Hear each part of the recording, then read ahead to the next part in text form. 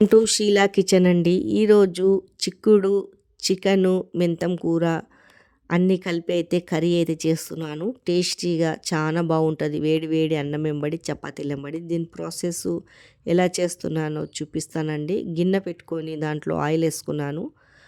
2 పెద్ద ఆనియన్ కోసుకొని సన్నగా ఇలా ఫ్రై అయితే చేసుకుంటున్నానండి. ఇలా మంచిగా ఫ్రై అయితే చేసుకుంటాను. చూడండి. తర్వాత అల్లం పేస్టు వేసుకొని పచ్చివాసన పోయే వరకు అయితే మొత్తము మంచిగా వేపుకుంటున్నాను. ఇలా వేపుకోవాలా, పచ్చివాసన పోయే వరకు బ్రౌన్ కలర్లో అయితే రావాలా. తర్వాత రుచికి సరిపోయేంత కారము, పసుపు వేసుకుంటున్నాను. కారం అయితే తక్కువ వేసాను, ఎందుకంటే పచ్చిమిర్చి అయితే వేస్తానండి. ఇలా అంతా పచ్చివాసన పోయే వరకు ఫ్రై చేసుకుంటున్నాను. చూడండి, ఒక 5 నిమిషాలు ఇలా ఫ్రై చేయాలా, పచ్చివాసన పోతుంది. తర్వాత చికెన్ అయితే కడిగి పెట్టుకున్నాను పక్కకి. ఆ చికెన్ అయితే దీంట్లో వేసేస్తున్నాను. వేసాక ఇది పచ్చివాసన పోయే వరకు మంచిగా ఫ్రై చేసుకోవాలి. ఒక 10 నిమిషాలు. మనకు రుచికి సరిపోయేంత సాల్ట్ కూడా వేసుకోవాలా. వేసేసాక మంచిగా ఫ్రై చేసుకోవాలండి ఒక 10 నిమిషాల వరకు సిమ్ము మంట మీద పెట్టి. ఈ ఉప్పు, కారము, పసుపు అంతా దీంట్లో మంచిగా పట్టే వరకు. చిక్కుడుకాయనైతే ఒలిసి పక్కకైతే పెట్టుకున్నానండి. గింజలకాయ చూడండి, మంచిగా ఇలా ఫ్రై అయిపోవాలి. ఒక 10 నిమిషాల వరకు అయితే ఫ్రై చేశాను బాగా మంచిగా. తర్వాత చిక్కుడుకాయ దీంట్లో వేసేస్తున్నానండి. 4-5 పచ్చిమిర్చి, చిక్కుడుకాయ గింజలకాయలండి ఇవి. టేస్ట్ అయితే చాలా బాగుంటుంది ఇలా గింజలకాయతో చేసుకుంటే. ఇదంతా మంచిగా పచ్చివాసన పోయే వరకు అయితే ఫ్రై అయితే చేసేసుకోవాలా. చూడండి, నీళ్ళు ఏమాత్రం అయితే పోస్తలేను, ఉట్టి మంచిగా కర్రీ అయితే చేస్తున్నానండి. తర్వాత మూత పెట్టి సిమ్ము మంట మీద పెట్టేస్తున్నాను. ఒక 2 నిమిషాల తర్వాత తీసి కలుపుకోవాలా.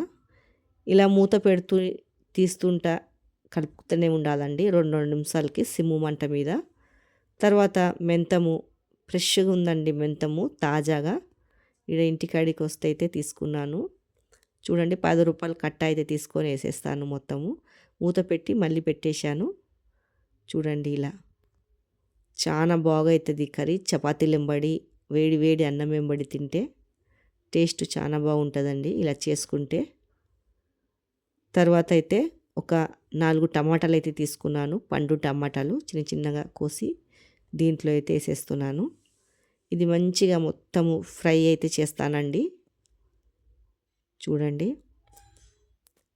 ఇలా కలిపి మూత పెట్టేసి సిమ్ము మంట మీద వదిలేయాల. ఒక 5 నిమిషాలకి తీసి కలపాలండి. చిక్కుడుకాయ, చికెను ఇది మొత్తం మంచిగా మెత్తగా అయితే ఉడికిపోతుంది. చూడండి, మంట ఎక్కువ పెట్టొద్దు, సిమ్ము మంట మీదనే ఇదంతా ప్రాసెస్ అయితే చేయాలా. చూడండి, మరొకసారి మూత పెట్టి పెట్టేస్తాను. కొద్దిగా కరివేపాకు అయితే వేసేస్తున్నాను. అంతా కలబెట్టి ఒక 5 నిమిషాలు మూత పెట్టి అయితే పెట్టేస్తానండి. మళ్ళీ మెత్తగా అయితే ఉడికిపోతుంది. తర్వాత గరం మసాలా అయితే కొద్దిగా వేసుకుంటున్నాను. చూడండి, ఇదంతా మంచిగా కలబెట్టుకొని సన్నగా కొత్తిమీర అయితే తరుక్కున్నానండి. ఇలా అంతా కలబెట్టుకోవాలా. చూడండి, ఎంత మంచిగా ఉడికిపోయిందో, దగ్గరకు వచ్చేసింది కర్రీ.